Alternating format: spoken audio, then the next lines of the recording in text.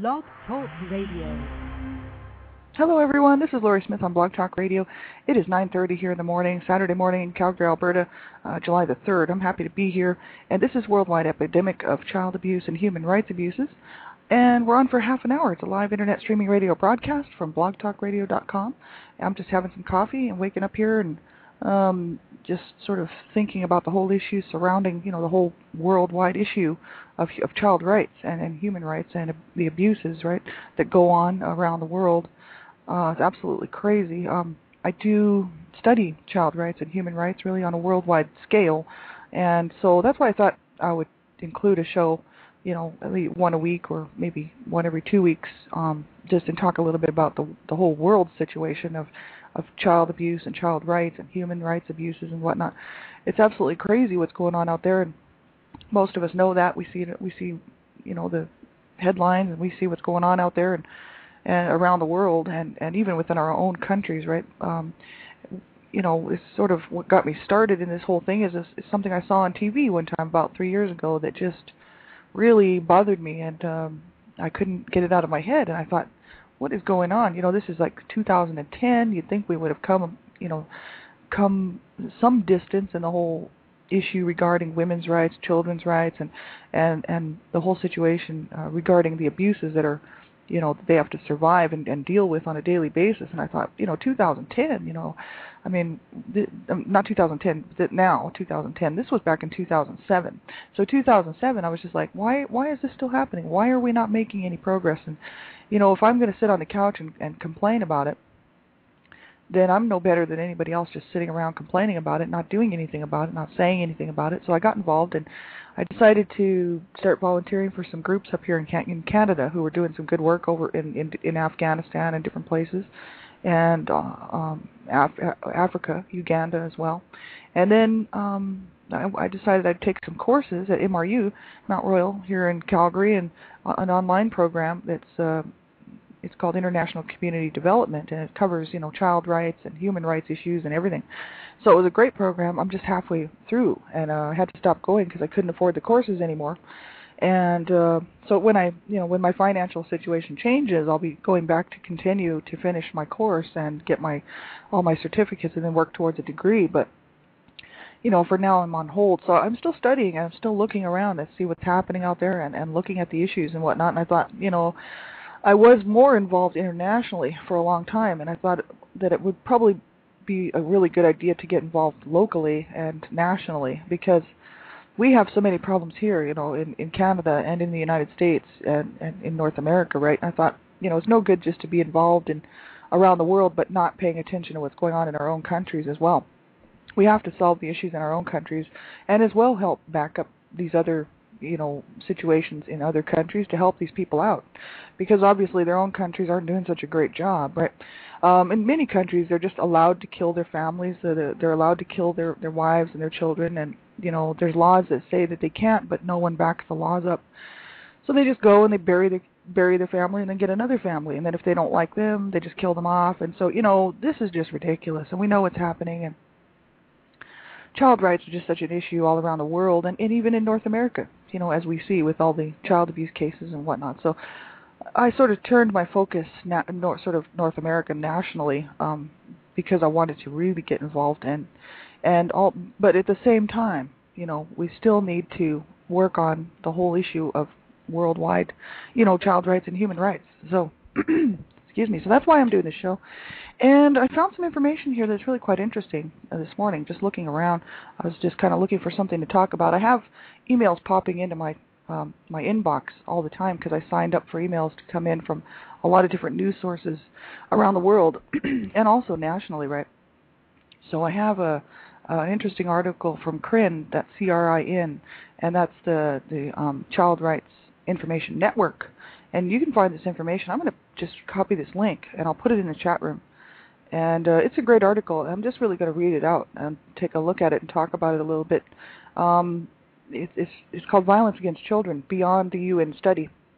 And this was done June 2nd, 2010 by CRIN. And it's really a good article. It sort of shows, the situation of what's going on around the world, and, just in short bits so that people can sort of see some progresses that had been made, and also some areas that they were still working on, and the fact that some of these countries, they still have so much work to do to bring the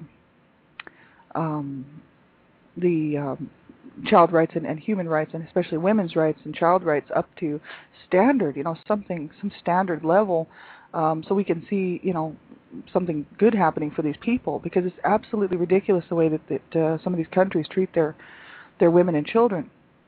And so I'll just read through here, and you can bring up that article as well. It's a great website, that CRIN, and they have all kinds of information on there. And, a person could spend days and days actually looking at all the publications and whatnot that come out from CRIN and the Child Rights Information Network. Tons and tons of information. This is just one article that popped into my email box probably a few days ago, and I just sort of saved it. It says, further information, it has been almost 4 years since the publication of the UN study on violence against children. We should by now be evaluating the end of the first term of the Special Representative on Violence Against Children, SRSG. However, her work has barely begun. Excuse me.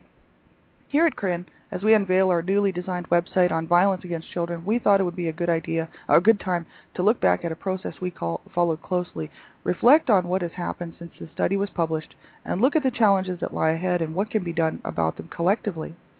And this is the whole issue. I mean, this is a serious, serious issue. Really, it doesn't do any good just to help the United States out and Canada and North America and let the whole world, go off to their own demise, because it does affect, the world. We all sort of need to balance the whole thing out. You know what I mean? It's not going to do any good for us to just help ourselves and not help other people. You know what I mean? Other countries, and because it does affect us, and it will continue to affect us regarding, healthcare, education. We deal with these countries. It's not like we're all just separate. No one ever leaves their own country, and everybody just sits in their own world, and we never know what happens in each other's countries. We're, really all part of one world, right? And I think that a lot of people forget that. They like to think, oh, well, we should just be helping our own country. And, well, we do need to help our own country. That is a huge issue. And we can't just help other countries and not help our own country. But the whole issue is we are one world. And because we do get around and we do work together so closely, country to country, it's good to help these people out if we can, and help them to see that they do need to make some changes. They said here, off-the-shelf background to the study, in 2003, Professor Paulo Sergio Pinheiro was appointed independent expert to lead the study on behalf of the Secretary General. This was the first comprehensive global research project by the UN on all forms of violence against children and combined human rights, public health, and child protection perspectives. And the aim of the study was to research, report, and make recommendations on violence against children in 5 settings: the home, the family, schools, care, and justice systems, the workplace, and the community. What it found was shocking levels of violence affecting the lives of children in all countries. And that's a fact. All we have to do is start looking around at what's going on out there.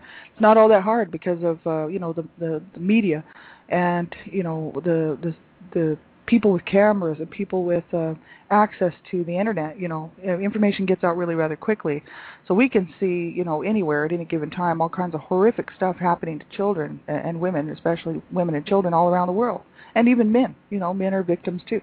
The violence study was a collective process that involved consultations in 9 regions and dozens of expert meetings involving thousands of people from governments, children, civil society, and a number of UN agencies.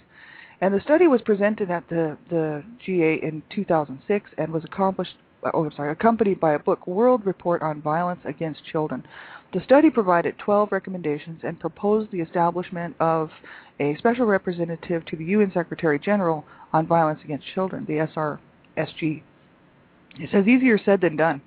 The UN General Assembly, did not act on the recommendation to establish the SRSG, but instead requested Paulo Sergio Pinheiro to submit a report on progress as its next session and to anticipate the necessary strategy for the implementation of the study.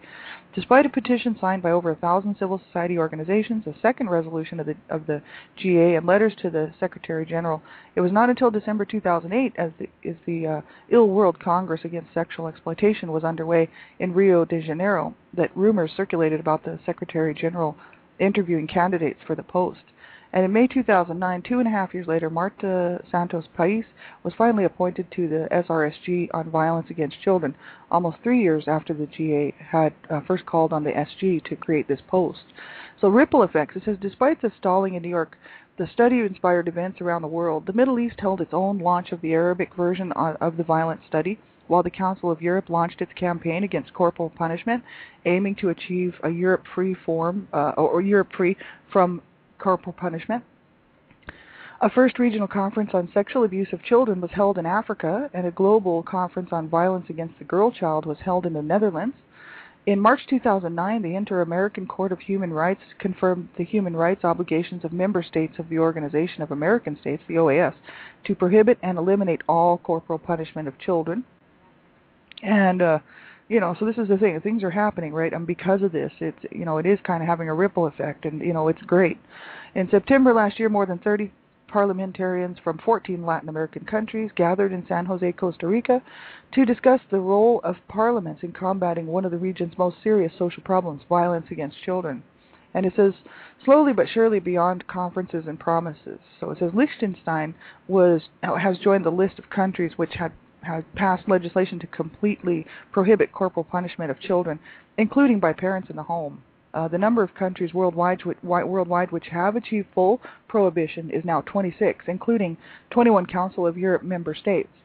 And since the study was presented, 9 countries have banned corporal punishment in all settings: Costa Rica, Spain, Venezuela, Uruguay, Portugal, New Zealand, and the Netherlands, Luxembourg, and Moldova. Which region will be the first truly child-friendly region? And there's links and stuff you can click on this website. If you want more information, you just click right on the links and you can get more information. In other developments, the Advisory Shura Council in Saudi Arabia recently voted to ratify 2 optional protocols to the CRC, prohibiting the sale of children, child sexual exploitation, and the use of children in military conflicts. So, we know that this is all happening, and even with these changes being, initiated in these countries, it's still going to continue to happen. But it's a start. That's the whole issue. It's a start, and you have to have a starting point. So it is very good to see this stuff. Across West Africa, 34 Islamic scholars in Mauritania signed a fatwa in January 2010, or religious opinion, banning the practice of female genital mutilation. The fatwa states that the procedure has been proven to be harmful, either at the time or subsequently.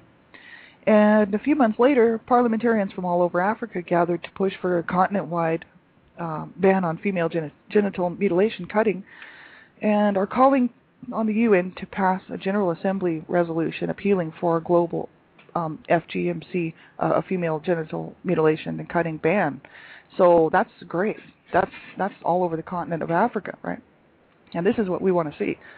In November last year, the government of the Philippines signed a landmark piece of legislation that provides the full legal armor against procedures, transmitters, sellers, and users of child pornography in all forms, as well as against the means of production, dissemination, and consumption in public and private spaces.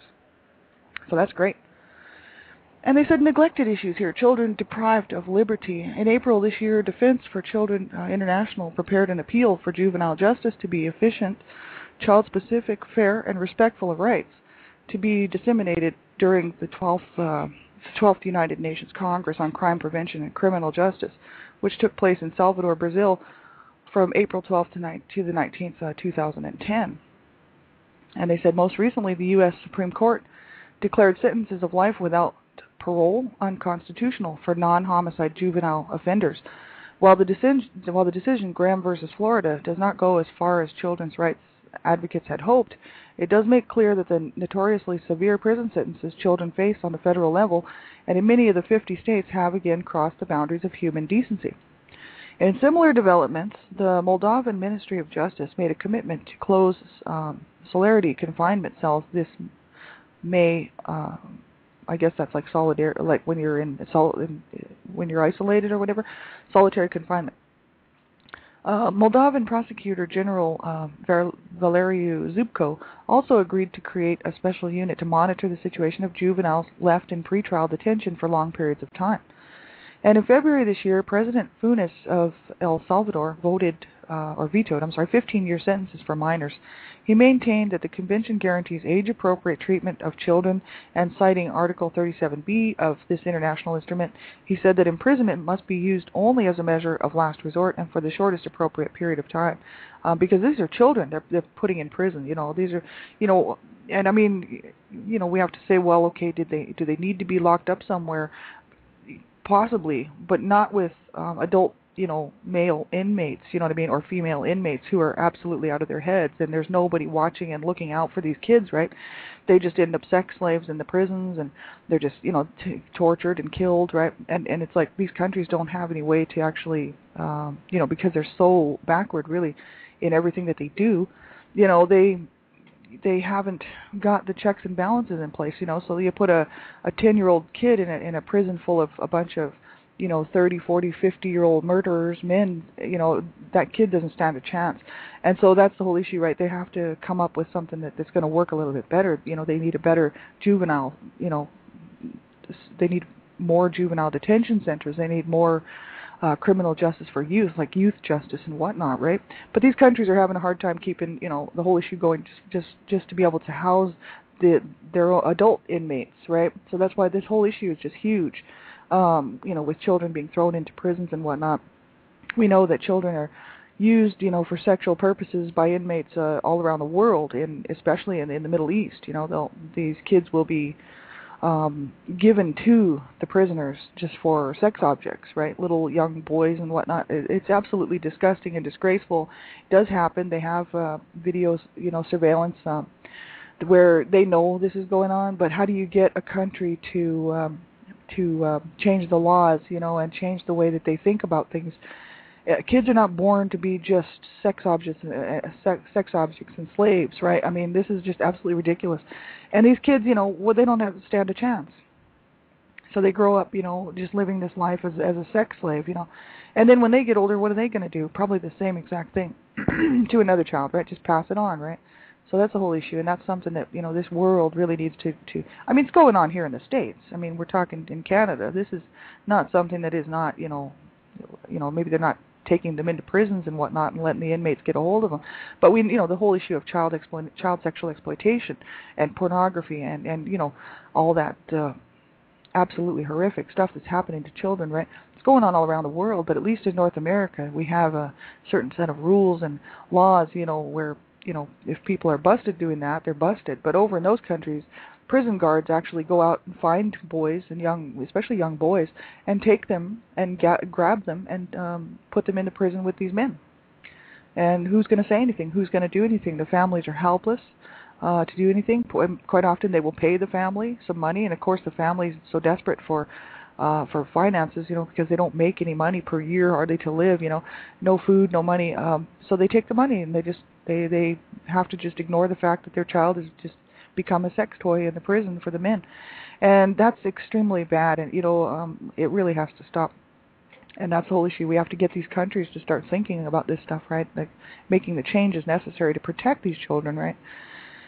It says here, excuse me, a minimum age. Globally, however, there are concerns that an increasing number of states have lowered for purpose lowering the age of criminal responsibility as the Committee on the Rights of the Child issues a general comment on the question of juvenile justice. They include Georgia, Spain, Argentina, Philippines, Korea, and Brazil. Professor Pinheiro voiced concerns at a recent meeting, saying that we have to stop criminalizing children because it is a form of violence in itself and wholly counterproductive. It is in all our interest to stop making children criminals. We should therefore treat them as children while they are still children and save the criminal justice system for adults, he said. The UN's top investigator on torture called recently for a new UN convention to protect the rights of detainees, saying many are held for years and sometimes for a lifetime in inhumane and degrading conditions. Meanwhile, Iran continues to kill its children. With an estimated 346 executions last year, Iran is the world's second most frequent user of the death penalty overall after China. Amnesty International says Iran executes more juvenile offenders than any other nation. So that's the not so good news, that's just horrible. The Catholic Church has come under increased pressure to act on the recent revelations about the widespread and systemic abuse of children within its institutions. A Danish children's rights group has called for review of the country's church secrecy rules to ensure that alleged cases of child abuse are investigated. Meanwhile, prominent British atheists endorse efforts to seek the Pope's arrest when he visits the United Kingdom in September 2010 on the premise that the Holy See can no longer ignore international law. The Catholic Church's cover-up of cases of abuse in Ireland, for example, amounts to the criminal offense of aiding and abetting sex with minors. Elsewhere, experts in Asia warn that the recent economic downturn is set to drive more vulnerable children and young people to be exploited by the global sex trade. According to a recent report by ECPAT, increasing poverty, reduced budgets for social services, and restrictive immigration laws in destination countries, which encourage children to avoid detection, are among the factors heightening children's vulnerability. And, that's in Asia. And, in Canada here, if someone is actually, if a Canadian goes over to Asia, somewhere in Asia, and they actually are caught involved with a child in a sexual exploitative situation, or have pornography on them, they have changed the laws now that they will have to face huge criminal sentencing. They've changed the laws to make it so that to deter Canadians from going over to these countries to use their children, use and abuse their children, and then come back home. And I'm so glad to see that. And I hope they bust them all. This is just absolutely pathetic and ridiculous. I know those kids need to make money, but they don't need to be making money at the hands of somebody else being used sexually. Children, shouldn't even have to be worried about making money. And those people in those countries need to straighten up and stop popping out so many kids when they know that they cannot afford to even feed them or themselves. And I don't care if people say, well, they're just poor and, they don't know any better. Well, somebody needs to start telling them, what's going on. Because these kids, it's not their fault they're born into this world and that they should have to be some sort of a child sex slave just because mom and dad were too stupid to, get a hold of some contraceptives. I'm sorry, but that just makes me really mad. And something has to be done, So I do plan on becoming nationally and internationally involved. I am already nationally involved, but I am also internationally involved, with what's going on with child rights around the world. This is absolutely unacceptable. Anybody who thinks it's funny or cool is sick and wrong. And, we have to help these children around the world, not just in our own countries, right? This is absolutely so crazy.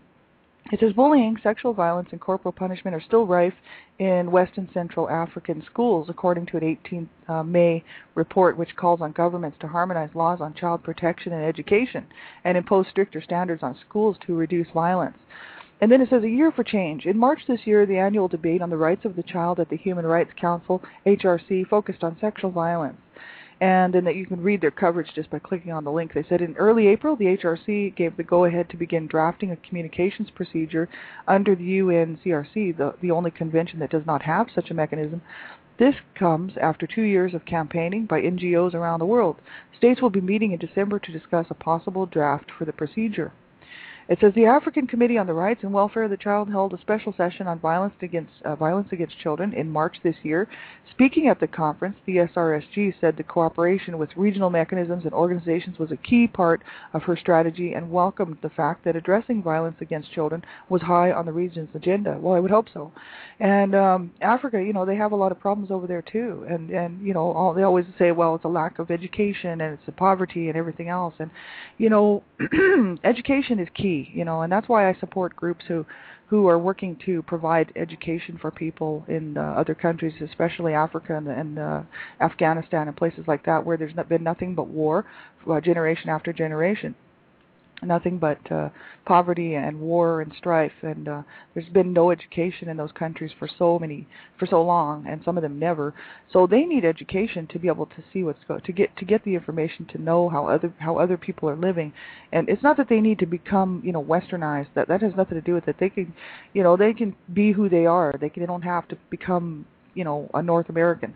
The whole issue is that they can learn how to read, they can learn how to write, and get some information on how to set up healthcare systems within their own country, how to feed themselves. They really need to become self-sufficient, right? And also learning that violence against women and children, violence against anybody really is wrong. I don't condone abuse of any kind towards anybody or any animals. I just don't. I just think it's wrong. And so That's the whole issue. It has to change, right? But it won't change without education. People think, well, I've heard so many stupid statements in my lifetime. It's not even funny, but I've heard people say stuff like, we should just go take over their countries and stuff. Well, that's just ignorant. And what are we going to do with their country once we take it over? That's just absolutely stupid and ludicrous. These people just need to learn. What they need is about 2 or 3 generations of people who are on a steady learning journey, to learn what's going on, learn how to support themselves, learn how to become more educated so that they can just live their lives like, they don't have to change what they believe in or who they are, you know what I mean? You don't have, just because you're born in Afghanistan doesn't mean you have to be like a North American. It's just the fact that there's so many people there that, have known nothing but war and nothing but problems. Their parents and their parents, have really not seen a day of peace. So when they grow up generational after generation like that, with war and poverty and whatnot, that's all they know. So what they really need is education, so that they can come up and rise above that, and then the next generation will just take over from there, and the next generation. They've just gone so far down that they need a hand up, and it's a real problem, because who's suffering in those countries? The children are, for sure. There's child rights here in North America are a problem, let alone around the world. If we think children don't have a voice in North America, well, we can think, or even parts of Western Europe, we can think of these children in these other countries that absolutely do not have a voice and are being killed all the time, it's totally okay. Everybody just thinks it's all right. And so that's the whole issue. Like, I'm hoping, that more and more people will get involved nationally and internationally within their own countries, and then get involved to help other countries with their issues too, right? Because this is a huge problem. These are kids we're talking about. These are human lives. And they do deserve to be talked about. They do deserve that people would know what's going on and what's happening to them, right? And so that's why I'm, so bent on getting the information out to people, and also becoming educated myself, on what's going on. And so, articles like these are very good. They point out what's good stuff that's been happening, and then they point out, areas that need to change and that they're still working on. And I mean, will it ever happen in our generation? This we don't know, right? But the thing is if we don't try to make a difference for these children, then what are we doing? You know what I mean? We're these children are the future. All of these children today that are growing up and being born in this world right now are the future. So if we don't do something to try to change this, as a society in all countries around the world, then we're setting these kids up for a horrible life, and then they're just going to continue it on. Really, children need to see good examples, and they need to see that things really shouldn't be this way in their countries. You know what I mean? And even in North America here, with all the child abuse issues and whatnot, I mean, this is absolutely ridiculous and out of control. $104 billion spent annually just because of child abuse, and it's probably more, but that was the last stat that I could find on it. $104 billion annually spent because of child abuse, just because people think they should be allowed to kick the crap out of their kids and burn them and choke them and kill them and stab them and throw them down the stairs and break their necks. And, it's absolutely horrific, absolutely wrong.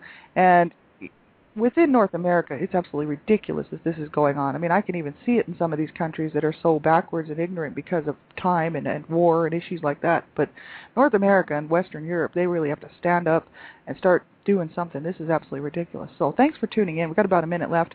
I'm the Canada Regional Director for Dreamcatchers for Abused Children. Please check our website out at www.dreamcatchersforabusedchildren.com. And, there's all the signs and symptoms, what to look for, the resources for parents who are having a hard time and thinking, I'm stressed out, I don't want to hurt my child, how am I going to get some help? There's information on there for survivors of child abuse, adult survivors, and lots of information for people who work with children on what to look for, signs and symptoms. Free PDF download called the Child Abuse Handbook, written by Donna Shear and Sandra Potter. So check out the website. Lots of really great information on there. And I'll be back on tomorrow morning with child abuse prevention, and human rights abuse prevention is up to us. And then again Monday. So you have a great weekend, everybody, and thanks for tuning in. I've got my real good dear sister friend here in the chat room and in Australia. Thank you very much. And I'm so glad that you're here.